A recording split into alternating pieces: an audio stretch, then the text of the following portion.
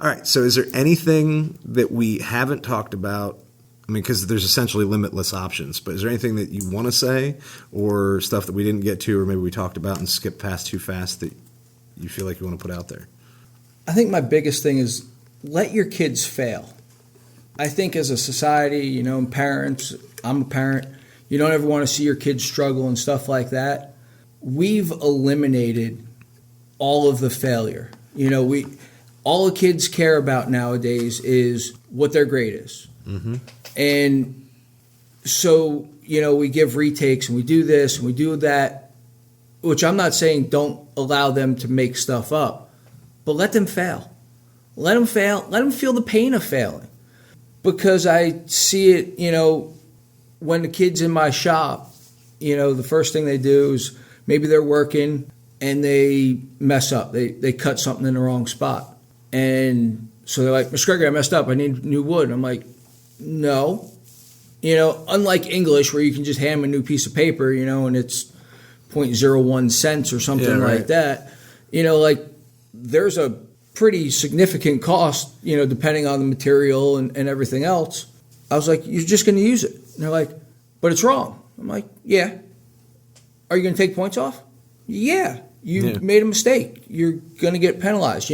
If you have a real job and you make a mistake, you get penalized, and I'm not necessarily fired or something like that. If you make enough of them, you will. Yeah. They can't. They're all caught up in, well, I'm going to lose points. And I'm like, all right, now how are we going to fix this problem?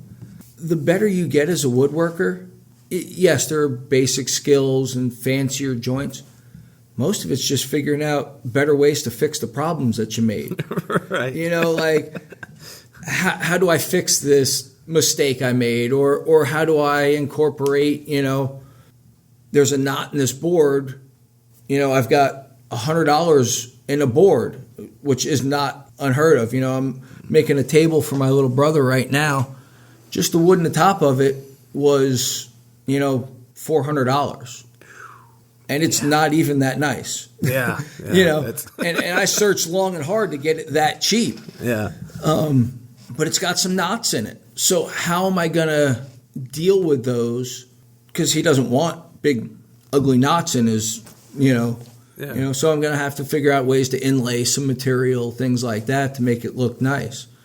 But the kids are all caught up in their grade. And, if you don't have a 4.6 GPA, you can't get into college.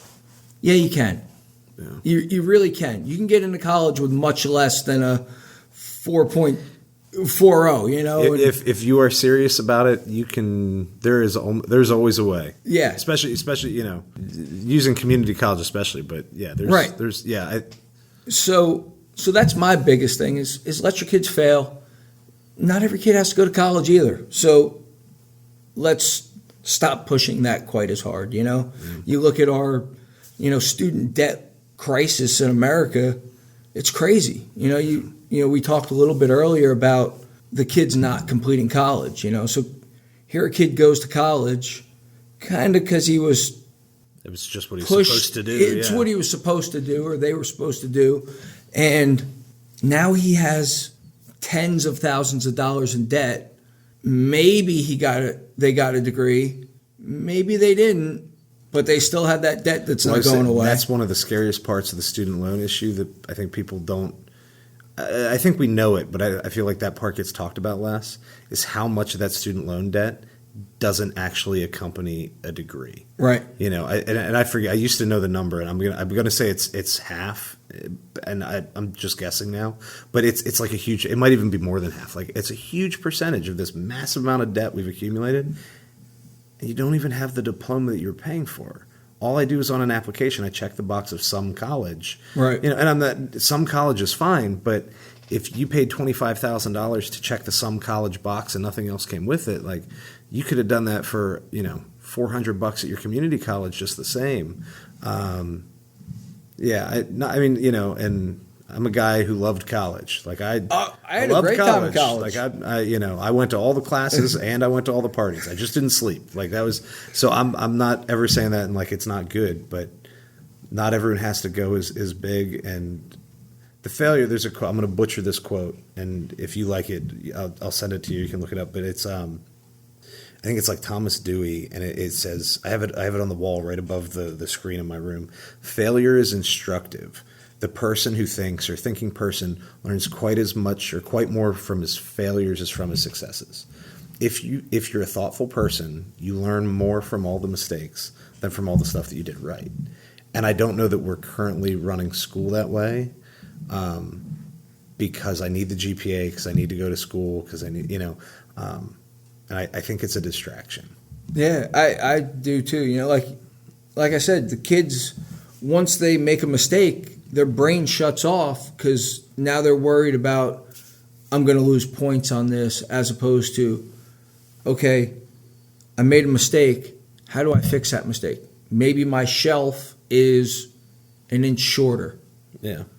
It's a shelf that you're going to take home. Mom's going to love it anyway. Yeah.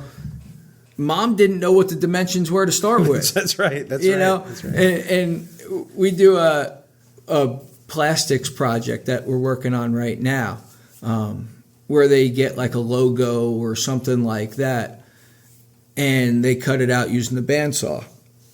Well, as they're cutting it out, they're focused on the line, and let's say like the Nike swoosh or something like that.